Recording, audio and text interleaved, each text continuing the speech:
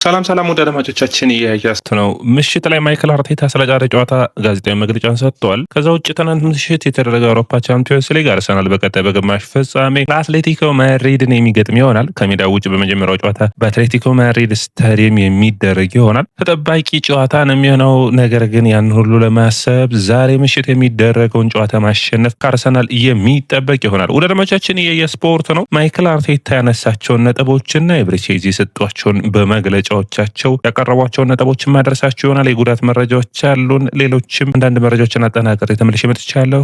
ይህ የስፖርት ነው። ታዲያ የስፖርት ላይክ፣ ሼር፣ ኮሜንት፣ ሰብስክራይብ ማድረጋችሁን አትርሱ። እንግዲህ የጉዳት መረጃዎችን ተጠይቀዋል። ማይክል አርቴታ ለነገው ጨዋታ ማየት የሚጠበቅብን ይሆናል። የዛሬውን ስልጠና ማለት ነው። ዛሬ የሚሰሩትን ስልጠና ማየት ይጠበቅብናል። በስልጠናው ዝግጁ የሆኑ ተጫዋቾች ካሉ የሚሰለፉ ይሆናል በማለት አስተያየቱን ሰጥቷል። ዲክላን ራይስን በሚመለከት ዛሬም ስልጠናው ላይ መገኘት የሚችል ከሆነ ማየት የሚጠበቅብን ይሆናል የሚል አስተያየቱን ሰጥቷል። እንግዲህ ዲክላን ራይስ በስልጠናው ወቅት እንዳልታየ ይታወቃል። ሳካና ቲምበርም እንዳልነበሩ ይታወቃል። አንዳቸው ግን ዝግጁ ሊሆኑ እንደሚችሉ አስተያየቱን ሰጥቷል። እንግዲህ አርሰናል እድሉን በሚገባ በሜዳው በመጠቀም ወደ ቀጣዩ ዞር ወደ ግማሽ ፍጻሜ ማለፍ የሚፈልግ ነው የሚሆነው። ታዲያ ይህ ሁኔታ ቀላል ይሆናል ተብሎ አይታሰብም።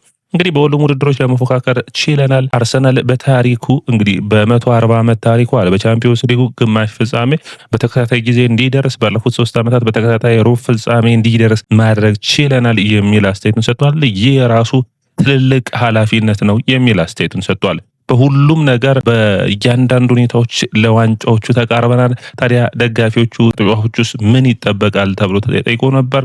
ምንም መፍራት የለብንም ብሏል።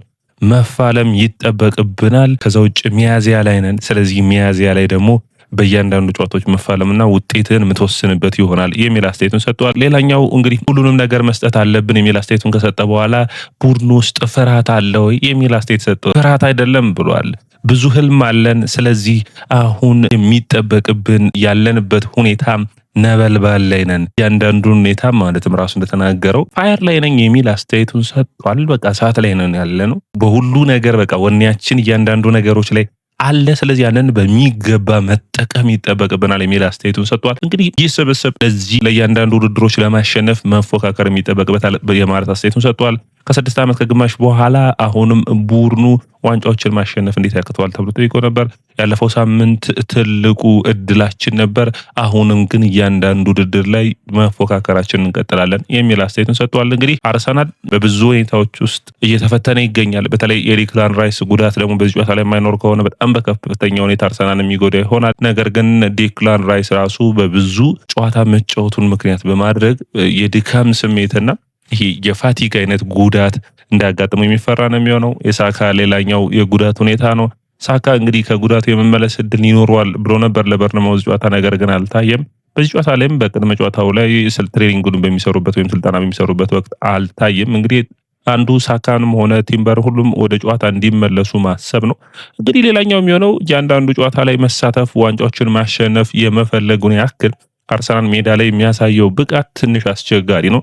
ታዲያ ማንቸስተር ሲቲ ለምንድን ነው በሚያዝያ ወር ጠንካራ ሲቲ የሚሆን የሚል አስተያየትን ለፔፕ ጋርዲዮላ ተሰጥቶት ነበር። ታዲያ ፔፕ የመለሰው ፀሐዩ ነው የሚል አስተያየቱን ሰጥቶ ነበር። ፀሐይ እንግዲህ አሁን እነሱ የክረምቱ ወቅት አልፎ ወይም ዝናብ ወይም በረዶ የሚጥልበት ጊዜ አልፎ ወደ ፀሐይ ወቅት እየመጡ ነው የሚገኙት። ታዲያ ይህንን በሚመለከት ነበር ፔፕ ያለው። ማይክል አርቴታ በሚገርም ደግሞ እኛም በመስከረም ጥሩ የሆነው በፀሐይ ወቅት ነው፣ ስለዚህ ሚያዚያም በፀሐይ ወቅት ነው ጥሩ እንሆናለን የሚል አስተያየቱን ሰጥቷል። እንግዲህ አርሰናል በአንዳንድ ሁኔታዎች ከአቅማችን በላይ ብዙ ስኬቶችን ስላመጣን ነው የሚል አስተያየቱን ሰጥቷል። አቅማችን በላይ ሳይሆን ውጤታማነታችን ነው የሚመሰክረው። አሁን ለአርሰናል ቻምፒዮንስ ሊግ መሳተፍ ጥያቄ አይደለም፣ ግዴታ ሆኗል። እንደ ቀላል ነገር ነው የሚቆጠረው። ግማሽ ፍጻሜ ራሱ እንደ ቀላል ነገር እንዲቆጠር አድርገዋል። ይህ የዚህ ቡድን ምርጥ ብቃት ነው የሚል አስተያየቱን ሰጥቷል።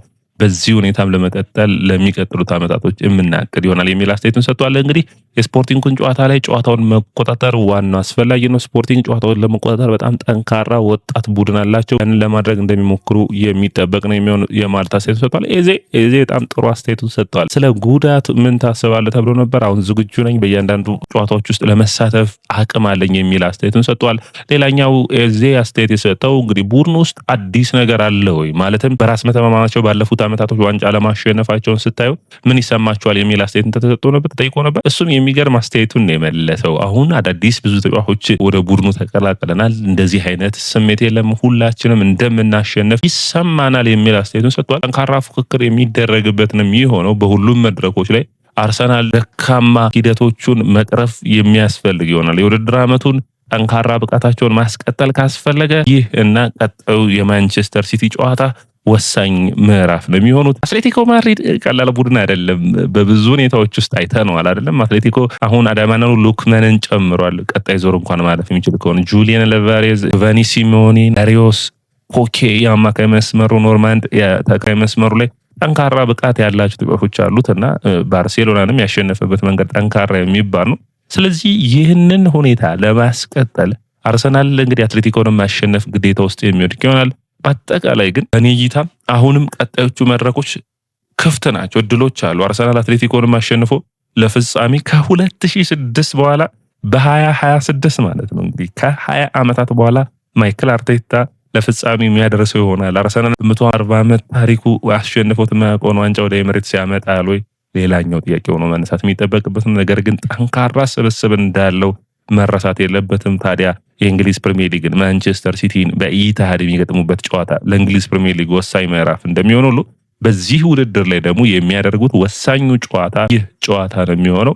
በአጠቃላይ እንግዲህ አርሰናሎች በተለይ የቡካዮ ሳካ የቲምበር መጎዳት የቀይ መስመሩን በሚገባ ጎድቶታል። የሂንካፔና የኤዜ መመለስ ግን በጥሩ ሁኔታ የአርሰናል የግራ መስመርና የአማካይ መስመሩን በጥሩ ሁኔታ የሚያሻሽለው ይሆናል። አሁንም ቢሆን ከዮኮሬስና ከሀቨርትዝ ማንን በአጥቂ መስመር ላይ ማይክል አርቴታ ምርጫው ያደርጋል? የአማካይ መስመሩን እንዴት ማሻሻል የሚቻል ነው የሚሆነው? ማይክል አርቴታ ራሱ መፍትሄ ሊሰጥባቸው የሚጠበቁ ጉዳዮች ናቸው ብዬ አስባለሁ። ወደ አድማጮቻችን እንግዲህ የተለያዩ መረጃዎችን አጠናቅሬ ለማምጣት ሞክሬያለሁ። ማይክል አርቴታ አሁንም አርሰናል እሳት ላይ ነው ወይም ደግሞ በእሳት ወኔ ላይ ነው ያለው የሚለውን አስተያየት ሰጥቷል። ነገር ግን አንዳንዴ እግር ኳስ በብዙ ሁኔታዎች ወሳኙ ምዕራፍ ላይ ይደርሳልና አርሰናልም በተለያዩ አይነት ሁኔታዎች ውስጥ ያለ ዲክላን ራይስ ለምሳሌ ወደ ሲቲ የሚያቀና ከሆነ በጣም ጨዋታውን የሚያቀልላቸው ይሆናል። እያንዳንዱ ጨዋታ ውስጥ ግን ተፋላሚ ሆነው ይህ ቡድን ውጤታማ ሆኖ ማሳየት ግዴታው ነው። ቀጣዮቹ ጨዋታዎች በራሳቸው የሚነግሩን ይኖራል ብዬ አስባለሁ። ታዲያ ማይክል አርቴታ በውድድሮች መድረክ ላይ ለአርሰናል በብዙ ሁኔታም ከራሱ ዋንጫዎች ደጋፊውም ሁላችንም ጫና ብናደርግበትም እንዲያሸንፍ፣ ነገር ግን አንድ መርሳት የሌለባችሁ ነገር አለ። ማይክል አርቴታ ይህንን ቡድን በጣም ለውጥ ከተሰዎች የሚጠበቅበት ከፍተኛ እንዲሆን ያደረገው ማይክል አርቴታ ነው። ራሱም እንደተናገረው ለአርሰናል በአውሮፓ ሊግ መሳተፍ ሁሉ አስቸጋሪ ከሆነበት ጊዜ አንስቶ በአውሮፓ ቻምፒዮንስ ሊግ በተከታታይ ዓመታት ለሩብ ፍጻሜ ማድረሱ ለ3 ዓመታት አሁን ደግሞ ይህንን የሚያሳካ ከሆነ ወደ ግማሽ ፍጻሜ የሚገባ ከሆነ በተከታታይ ዓመቱ ይህ በአውሮፓ መድረክ ላይ ጠንካራ ቡድንና ጠንካራ ስብስብን እንደሰራ የሚያሳይ ነው።